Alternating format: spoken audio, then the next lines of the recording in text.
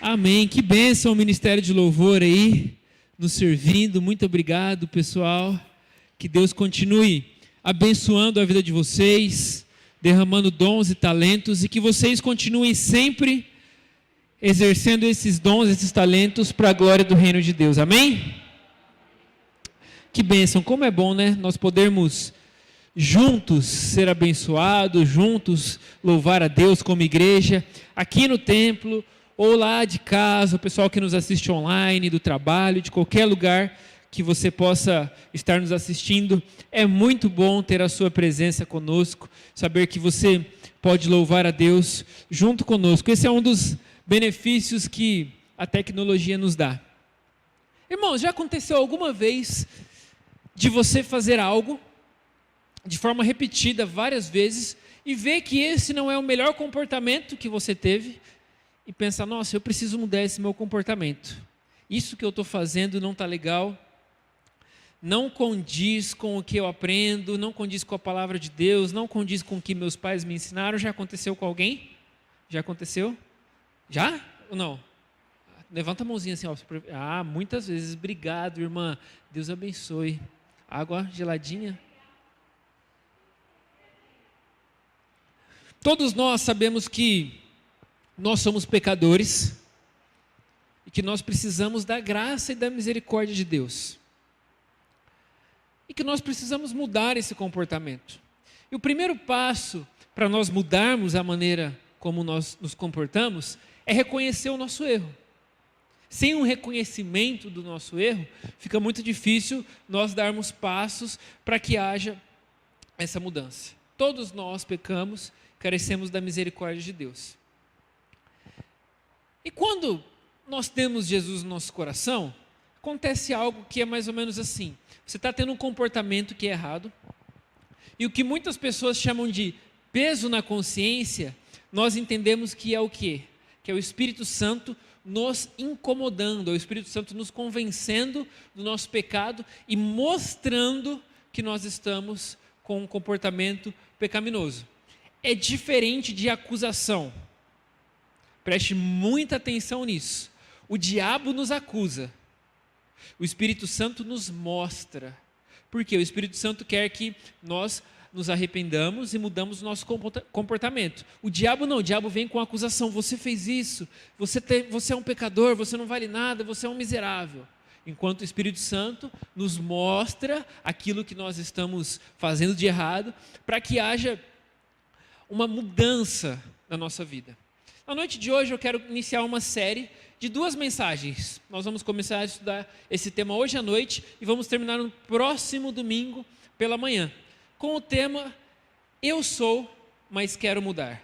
Todos nós temos características que nos definem como seres humanos, que nos definem como pessoa, como pai, como mãe, como filho, como irmão.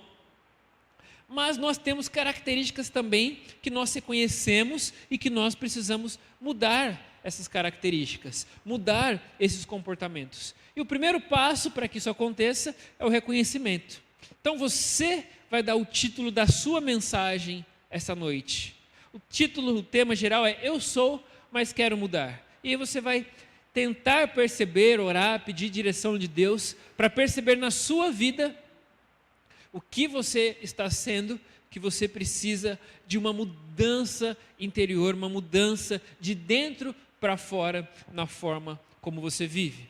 E para nos nortear, para nos dar direção, nós vamos ler o texto que está no Evangelho de Lucas, capítulo de número 15, a partir do versículo de número 11. Evangelho de Lucas, capítulo de número 15, a partir do versículo de número 11. Este é um texto, é uma parábola muito conhecida dos irmãos, e eu quero convidar para que nós façamos essa leitura com muita atenção. Vamos tentar pegar alguns detalhes que esse texto, alguns detalhes desta parábola tão rica que Jesus compartilha aqui no Evangelho de Lucas.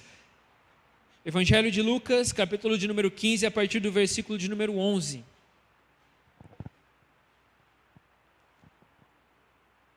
A palavra de Deus nos diz assim, continuou: certo homem tinha 2 filhos.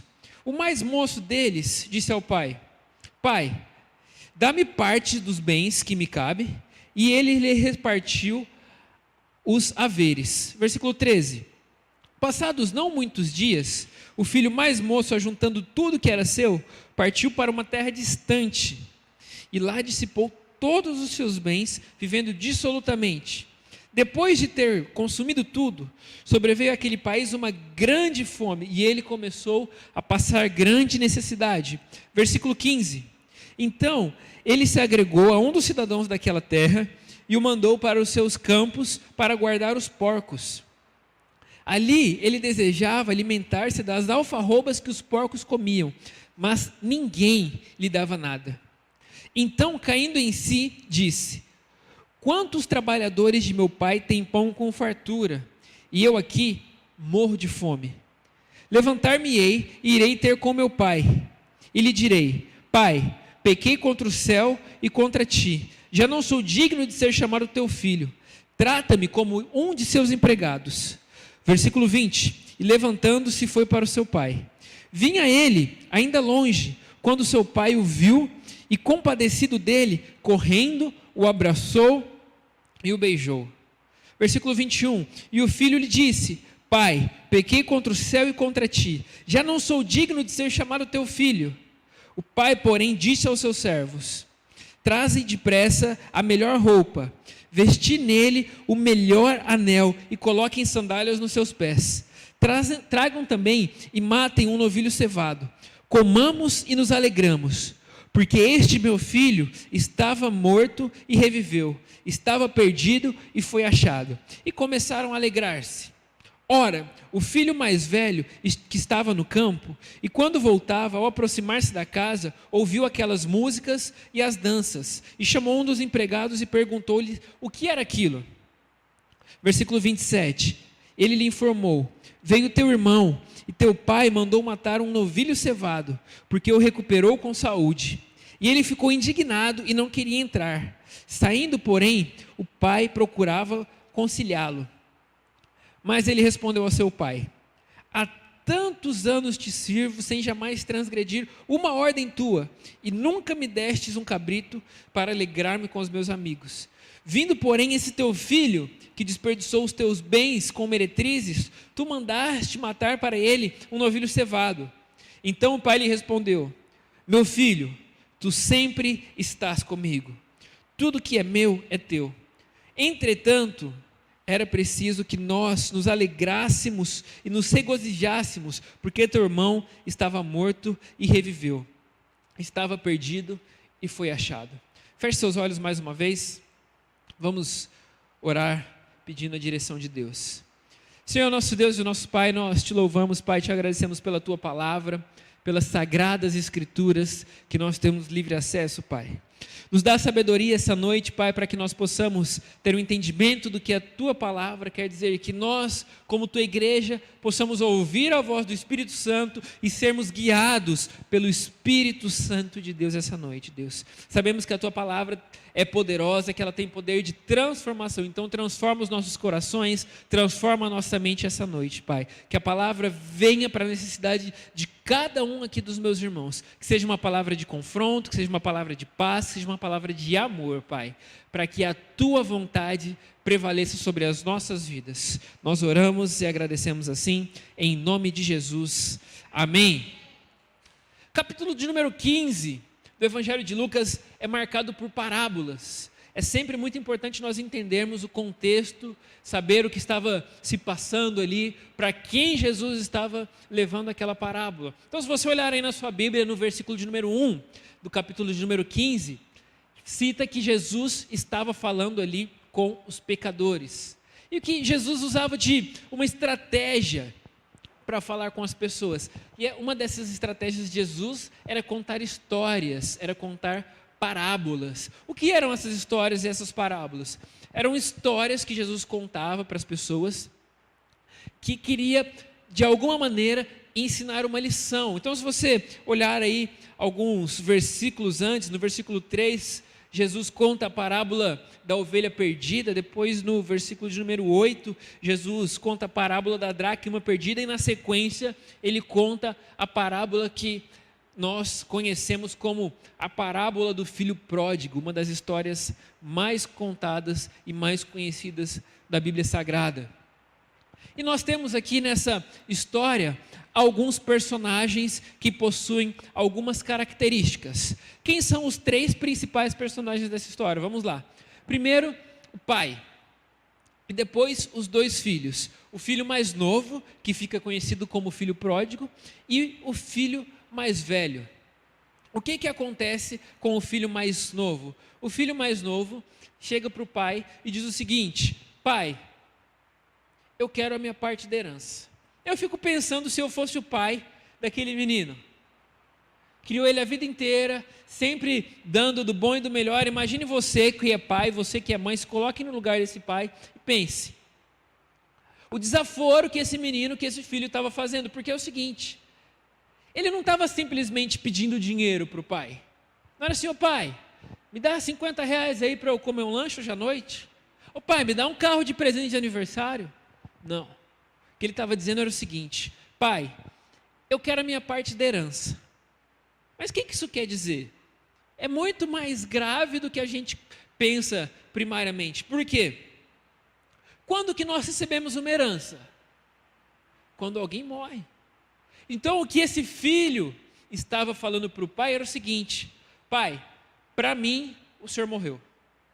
Dá minha parte do dinheiro, eu não tenho mais nada a ver com o senhor, eu vou embora daqui, eu vou pegar aquilo que é meu por direito, que vai ser o meu por direito um dia. Então, já para antecipar as coisas, para não ter que esperar você morrer, aquele negócio de velório, aquele negócio é muito chato. Então, dá meu dinheiro, que eu vou embora, eu vou cuidar da minha vida, você cuida da sua vida, e vida que segue. Ah, se fosse meu filho, eu ia falar: ah, vai trabalhar, moleque, vai ganhar seu dinheiro, rapaz, vai conquistar suas coisas. Mas na história aqui que nós estamos vendo, na parábola do filho pródigo, o pai dá esse dinheiro. E aí entra a primeira característica das 2 que eu quero compartilhar na noite de hoje, que é: eu sou ganancioso, mas quero mudar. Eu sou ganancioso, mas quero mudar. Que está no versículo de número 12, eu quero que nós prestemos atenção no versículo de número 12. O mais moço deles disse ao pai: pai, dá-me a minha parte dos bens que me cabe. E ele lhe repartiu aquela herança. Existe uma diferença entre ser ganancioso e ser sonhador. São 2 características que podem até ser um pouco semelhantes, mas não são as mesmas características.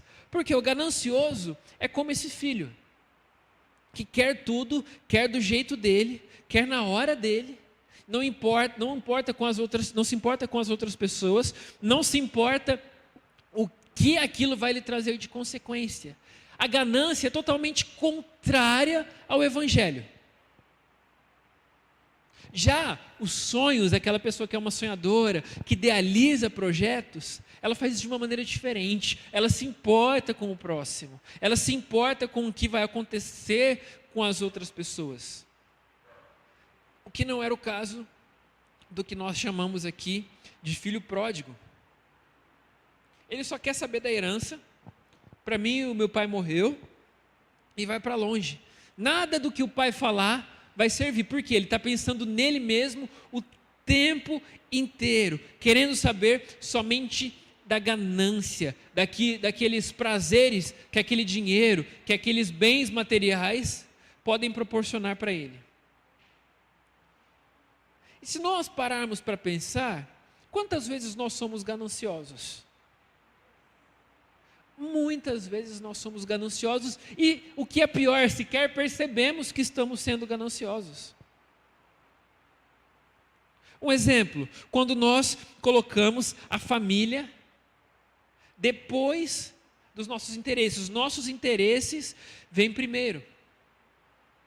Primeiro é aquilo que eu quero, primeiro é aquilo com quem eu me importo, e depois eu vou dedicar tempo à minha família, vou dedicar as coisas para a minha família.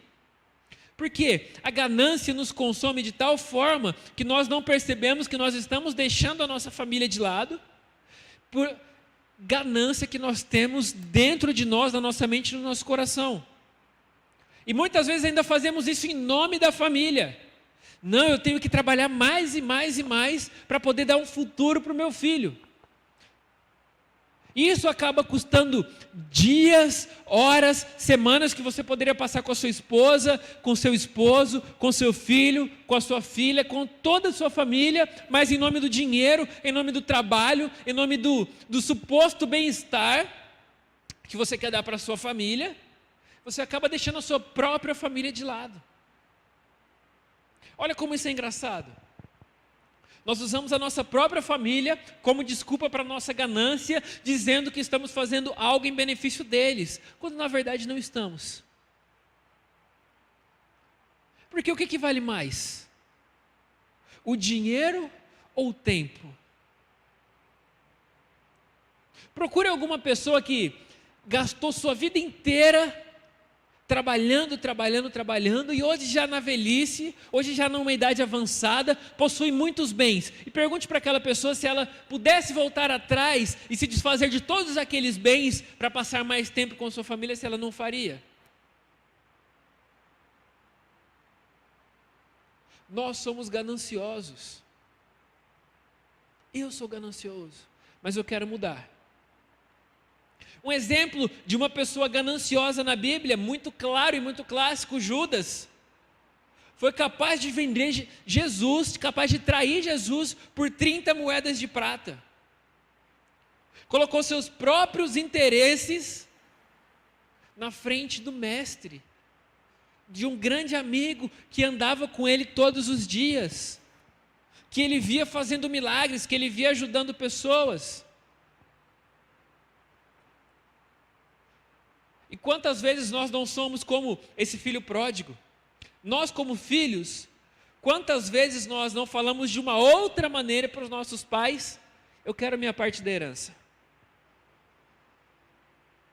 Eu quero minha parte da herança. Nós falamos isso de muitas maneiras. E não nos damos conta de que estamos sendo gananciosos. Nós precisamos aprender que na vida tem uma hierarquia, uma importância. A Bíblia é clara para falar disso. Buscar em primeiro lugar o reino de Deus. Primeira coisa, Deus. Segundo lugar, a sua família.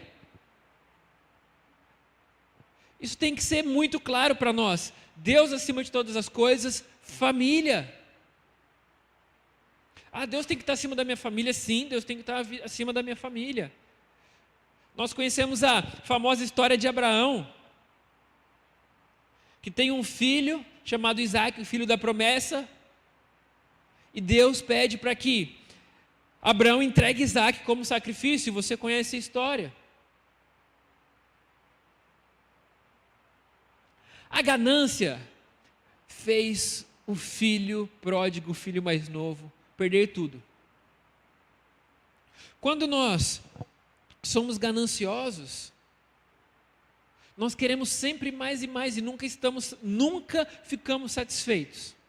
E na Bíblia existem vários versículos que falam sobre a ganância. Eu quero destacar aqui alguns deles. Eclesiastes 5:10 diz o seguinte: o que amar o dinheiro nunca se fartará de dinheiro.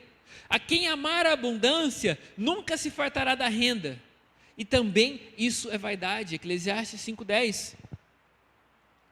1 Timóteo 6:9 diz o seguinte: mas os que querem ser ricos caem em tentação e em laço, e em muitas concupiscências loucas e nocivas, que submergem aos homens na perdição e ruína. 1 Timóteo 6:9, ou seja, a ganância nos leva para a perdição e para a ruína.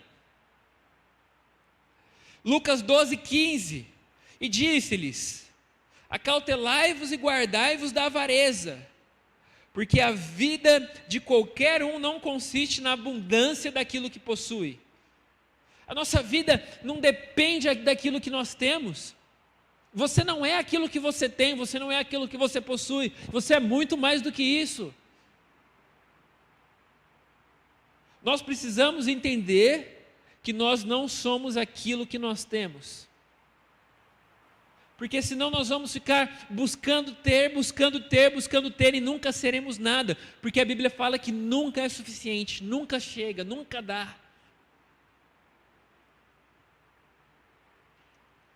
Pessoas que vivem buscando dinheiro o tempo todo. Mateus 6,24: ninguém pode servir a dois senhores, porque há de odiar um e amar ao outro, se dedicar a um e desprezará o outro. Não podeis servir a Deus e a Mamon, não podeis servir a Deus e ao dinheiro. Se seu coração está em busca de dinheiro, você não pode servir a Deus. É incompatível. A Bíblia deixa isso para nós muito claro. Isso não quer dizer que você não possa ter dinheiro, mas quer dizer que o dinheiro não pode te dominar. O dinheiro precisa estar a serviço do reino de Deus, a seu serviço, não você a serviço do dinheiro. É engraçado, na França, as pessoas falam o seguinte dos americanos: vocês vivem para trabalhar, enquanto nós trabalhamos para poder viver. Nesse aspecto, os franceses estão certos. Nós precisamos trabalhar para poder viver, não viver para trabalhar. Porque nós vamos buscar, buscar, buscar, querer ter e nunca estaremos fartos. A ganância fez o filho mais novo perder tudo. Porém, o arrependimento fez ele reconquistar. Quando nós nos arrependemos, existe uma mudança. É isso que o Evangelho faz conosco. O Evangelho é capaz de transformar a maneira como nós vivemos.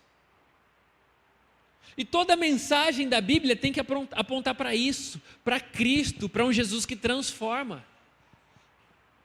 Eu sou ganancioso, mas eu quero mudar. Eu não consigo mudar sozinho. Mas se Deus entrar na minha vida, se Deus entrar na minha história, aí sim eu posso passar por uma mudança.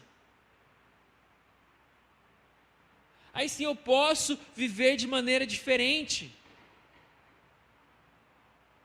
Eu sou, mas eu quero mudar.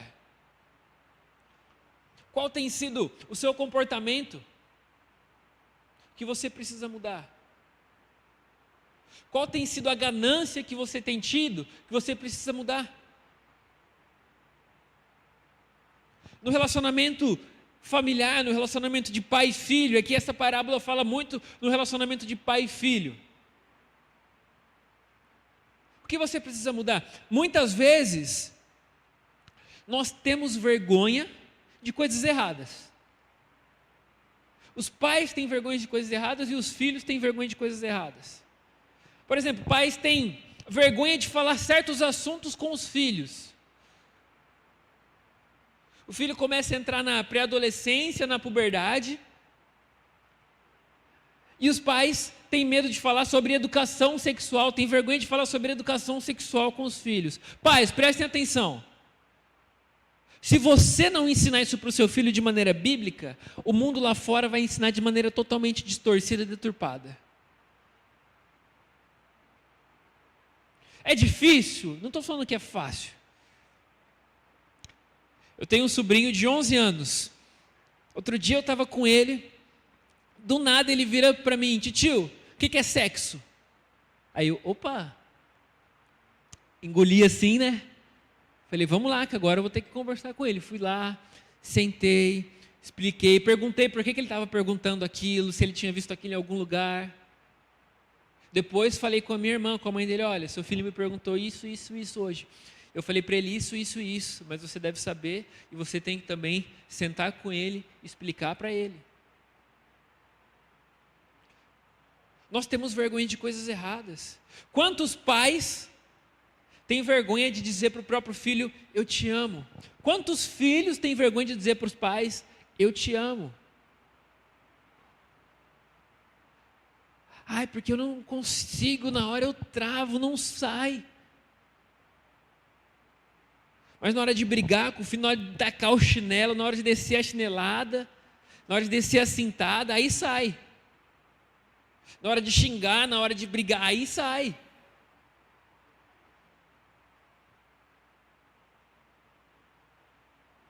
Nós temos que ter vergonha de coisas erradas. Nós precisamos ter vergonha de não nos arrependermos. Errar, infelizmente nós vamos errar muitas vezes, nós vamos tropeçar, nós vamos cair no pecado. E disso nós precisamos nos envergonhar, do pecado. Mas não nos envergonharmos de nos arrepender daquele comportamento. Eu sou, mas eu quero mudar. Eu sou ganancioso, mas eu quero mudar, eu preciso mudar. Eu sou ganancioso dentro da minha casa, mas eu quero mudar. E como eu vou mudar? Me submetendo ao comportamento diferente através de Cristo Jesus, através da palavra dele. Essa relação aqui de pai e filho, quando Jesus está falando através de parábola, não é uma história que aconteceu verdadeiramente, porque ele quer trazer uma lição. Esse filho pródigo, esse filho mais novo, representa nós como humanidade, nós como filhos de Deus, que muitas vezes deixamos o Pai, o Criador, Deus de lado, para sermos gananciosos e vivermos a nossa própria vida da maneira como nós queremos. E quando nós nos arrebentamos, quando nós vivemos de maneira totalmente errada, nós voltamos correndo para o Pai. E o que o Pai faz? Já está esperando a gente voltar. Ele já está lá no portão, na porteira, esperando. Ó, meu filho está voltando. E quando ele volta, se alegra. Muitas vezes nós fazemos festa por coisa errada. Quando alguém presencia algum milagre, o rapaz ali era mudo e começou a falar. Se a gente estivesse fazendo isso aqui, se a gente estivesse fazendo mudo falar, cego ver, a igreja aqui ia estar lotada. Mas a Bíblia não fala que existe festa no céu quando o mudo fala. A Bíblia não fala que existe festa no céu quando um paralítico anda. A Bíblia não fala que existe festa no céu quando o cego vê. A Bíblia fala que existe festa no céu quando um pecador se arrepende dos seus pecados e entrega a sua vida para Jesus. Por isso que lá em Marcos capítulo 2, quando Jesus perdoa o pecado daquele paralítico que as pessoas levam através do teto para ele, os fariseus ficam pensando: quem é esse para perdoar pecados? E aí Jesus faz o milagre e mostra que o mais importante de tudo é o perdão dos pecados. O milagre de fazer o paralítico andar é algo muito simples, perto da vida eterna que aquele homem conquistou naquele dia. Transformação. Quando nós vivemos o evangelho verdadeiro, nós mudamos. Nós reconhecemos quem nós somos, nós reconhecemos o nosso pecado e nós mudamos o nosso comportamento, não porque nós somos bons, não porque nós somos merecedores, mas sim porque Cristo muda a maneira como nós vivemos. E o Evangelho precisa sempre deixar isso claro, porque o Evangelho não é um conjunto de regras de coisas que eu posso fazer ou coisas que eu não posso fazer. O Evangelho é muito maior do que isso. O Evangelho é amor, o Evangelho é transformação, o Evangelho é reconhecimento, mas isso tudo só é possível através de mudança, quando nós passamos da morte para a vida, quando nós passamos da morte para a vida. É isso o que diz aqui no final dessa história. Capítulo 24. Versículo 24, capítulo 15, versículo 24. Este meu filho estava morto e reviveu, estava perdido e foi achado. Quando nós reconhecemos que nós somos gananciosos e queremos uma mudança de comportamento através de Cristo Jesus, é isso que acontece conosco. Nós passamos da morte para a vida. Nós passamos da condição de perdidos para achados. Que Deus possa transformar o nosso coração essa noite. Que Deus possa tirar de nós toda a ganância que não provém dEle. Que nós possamos ser, sim, sonhadores. Pessoas que sonham com um mundo melhor. Pessoas que sonham com vidas transformadas. Pessoas que sonham com uma igreja transformada e uma igreja que transforma vidas. Eu sou, mas eu quero mudar. Feche seus olhos, abaixe sua cabeça. Vamos orar. Senhor nosso Deus, nosso Pai, obrigado. Obrigado pela Tua palavra. Obrigado porque o Senhor é vivo. Obrigado porque o Senhor fala conosco, ó Pai. Que essa palavra tenha falado ao coração dos irmãos aqui essa noite. Para que nós possamos entender, Pai, que nós como filhos pródigos, que nós como filhos perdidos, temos uma esperança. E a nossa esperança está no Senhor, que é o Criador dos céus e da terra. Nossa esperança está em Ti e somente em Ti, ó Pai. Não há nenhum outro lugar onde nós possamos encontrar essa esperança, a não ser no Senhor. Que nós possamos nessa noite reconhecer a nossa ganância e colocar isso nas Tuas mãos. Que nós possamos reconhecer, Pai, tudo aquilo que nós estamos vivendo, que não é de acordo com a Tua palavra, que não está de acordo com a Tua vontade, que não está de acordo com os Teus princípios, que o Senhor arranque isso do nosso coração, que o Senhor arranque isso da nossa mente e que nós possamos mudar e reconhecer o Senhor como nosso Senhor, nosso único Senhor e Salvador. Para que aí sim nós tenhamos uma transformação na nossa mente, no nosso coração, para viver de acordo com a Tua palavra.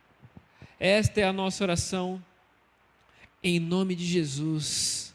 Amém. Amém. Obrigado, irmãos, que Deus abençoe.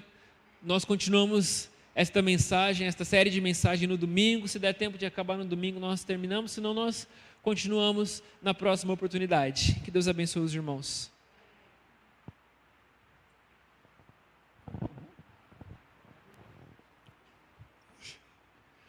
Muito bom estarmos aqui nessa noite de intercessão para podermos, aos pés da cruz, colocar os nossos pedidos, as nossas orações diante de Deus e clamarmos ao Senhor. Antes de orar, eu só quero lembrar aos irmãos que nós, aí diante de todo o sucesso que tivemos, né, com a questão da manhã da sobremesa, que era para ser no dia 14, a gente, antes de chegar nessa manhã da sobremesa, nós já tivemos muito bolo, muito pudim, muitas coisas aí que foram trazidas à igreja e abençoadas. Por isso, nós continuamos com a Senise na produção do pudim. Se você quiser, você pode encomendar o seu com a nossa irmã Célia. E também temos aí alguns irmãos que estão fazendo as suas doações para a igreja. Então, que o Senhor nos abençoe.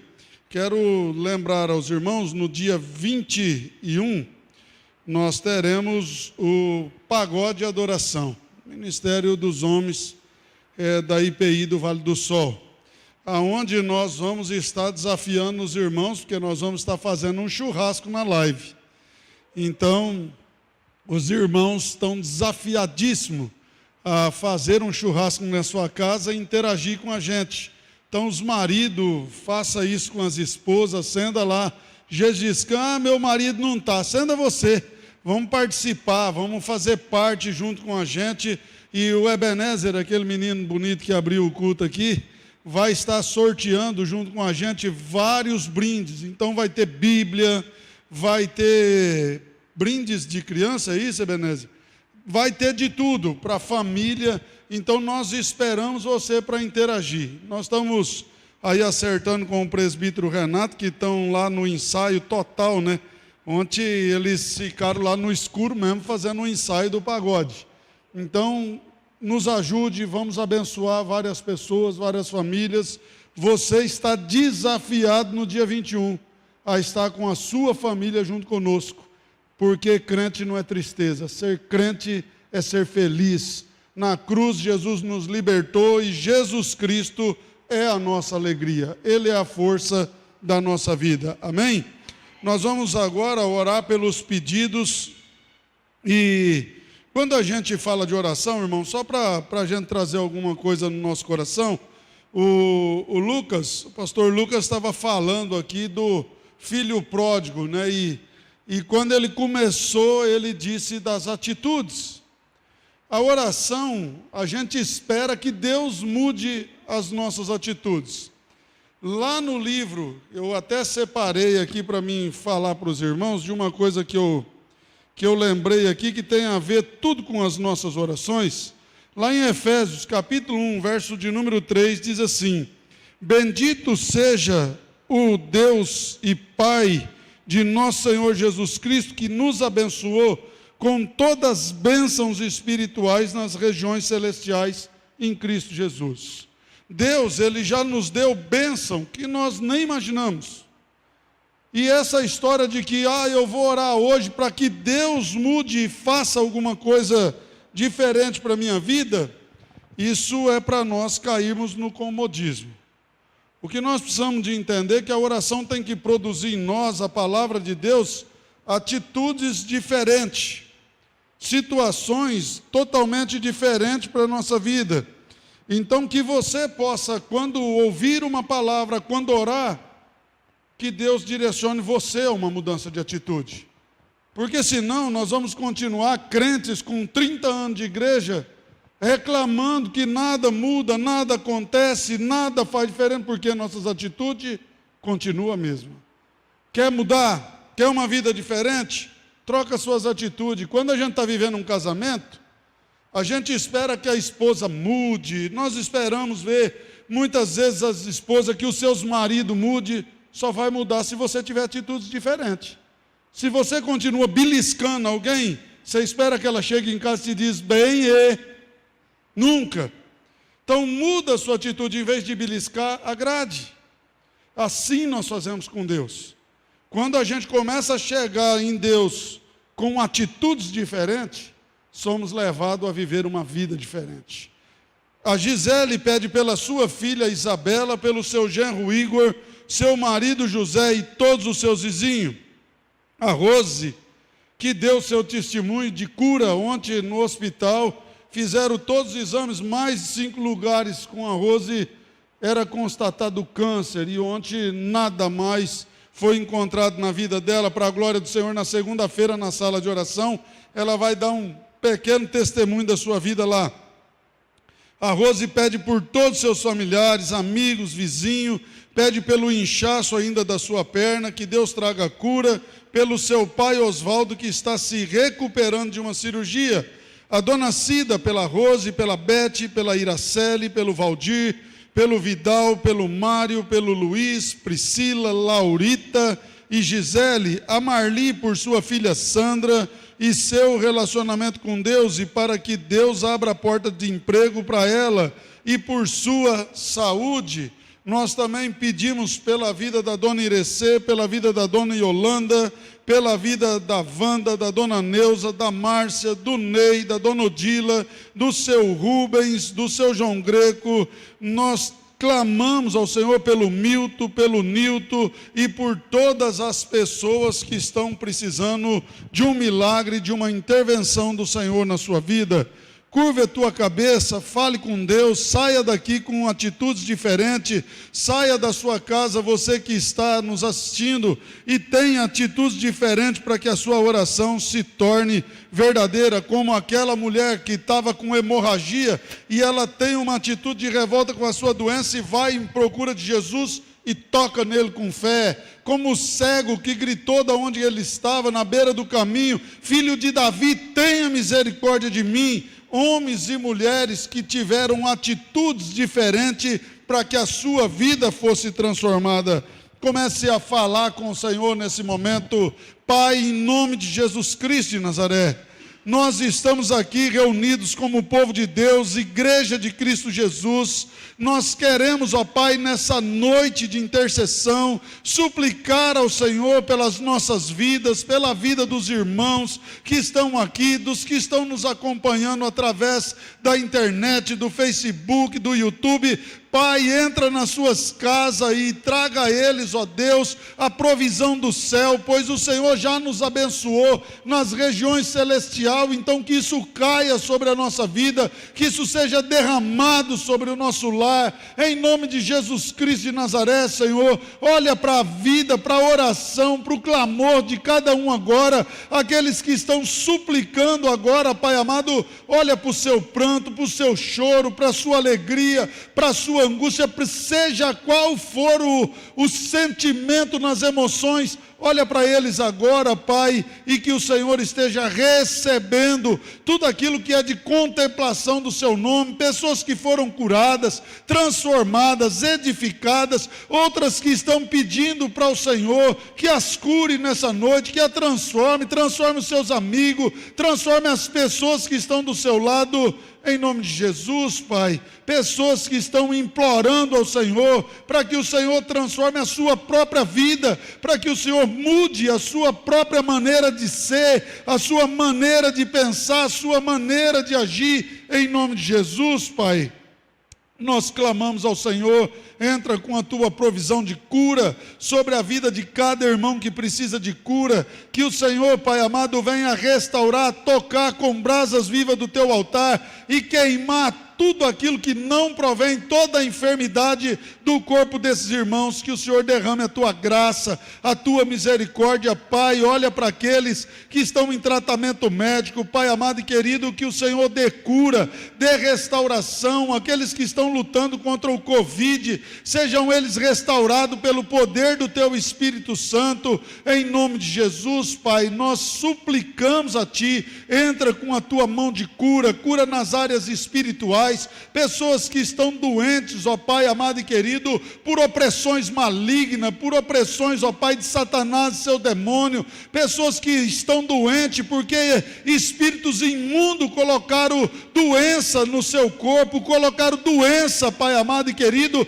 nas suas emoções, pessoas que estão doentes por vícios que Satanás colocou nos seus organismos, na sua vida, em nome de Jesus. Eu te peço, Tu és poderoso, Tu és o único Senhor, já colocou Satanás e seus demônios debaixo dos teus pés, então coloca todas essas enfermidades, ó Pai, por terra agora, Pai, em nome de Jesus. Cura essas vidas, cura, Senhor, essas pessoas que sofrem. Eu suplico por aqueles que estão doentes nas suas emoções, Pai amado, totalmente abatidos pela depressão, pelo pânico, pela angústia, pela ansiedade. Pai amado, as emoções têm sido uma das áreas mais afetadas nos últimos tempos por enfermidade. Cura, Senhor, restaura, pois o Senhor é o nosso consolo. Tu és o Deus que leva a nossa ansiedade, Tu és o Senhor que tira o nosso medo, Tu és o Senhor que acaba, Senhor, com o excesso do passado, do futuro, e nos coloca a viver o dia de hoje, em nome de Jesus, Pai.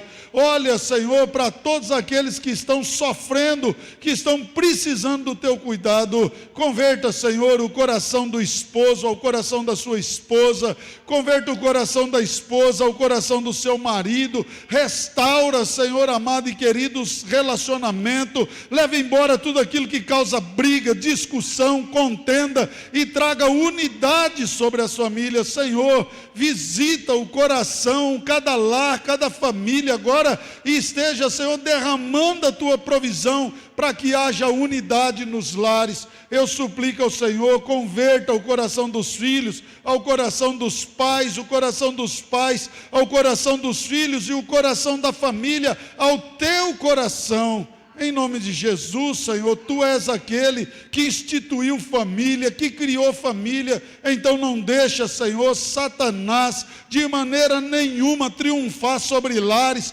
sobre família nesse momento, ó Pai, que tantas agressões físicas têm acontecido, que tantos casamentos o diabo tem tentado terminar. Para a honra e glória do Teu nome, restaura, Senhor, edifica os altares das famílias novamente, e que o Seu nome seja glorificado, Pai. Em nome de Jesus, Senhor, consola os lares e as famílias das pessoas que estão enlutadas, que perderam seus entes queridos, pessoas queridas. Tu és aquele que consola, Tu és aquele único que fala nos dias de dores do nosso coração.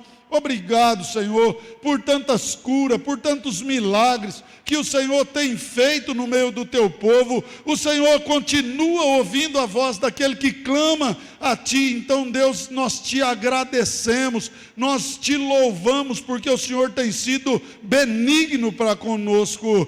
Obrigado, Pai. Guarda a vida dos médicos, dos enfermeiros, dos atendentes, todos os faxineiros, todos aqueles, ó Pai, que trabalham nos hospitais, ligado, ó Pai, ao perigo de ser contaminado com tantas doenças, tantas enfermidades. Seja o sangue do Senhor o muro de separação da vida deles com esses vírus, com tantas outras doenças. Em nome de Jesus, nós Te louvamos e Te agradecemos, para a honra e glória do Teu nome. Amém, Jesus, amém.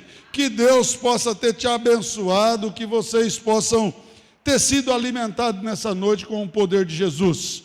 Vamos ficar em pé, vamos receber a bênção do Senhor. Amanhã estaremos em Dracena com o nosso estudo bíblico presencial, e que o Senhor nos leve e nos traga em segurança. No domingo, às 10 horas da manhã, aqui de Bernardes, às 19h30, tanto de Dracena quanto também do Vale do Sol. Pai, obrigado por essa noite. Agora nos leva debaixo do Teu cuidado, da Tua paz, do Teu carinho, e que possamos, ó Deus, desfrutar da segurança da Tua mão, em nome de Jesus. E que a graça e a paz do nosso Senhor, o amor de Deus esteja sobre vós, povo de Deus, Igreja de Cristo Jesus. Vão em paz e que o Senhor os abençoe. Fique você com Jesus aí na tua casa, com o Espírito Santo, e que Deus traga a vocês tranquilidade, paz e harmonia em nome de Jesus. Amém. Um abraço.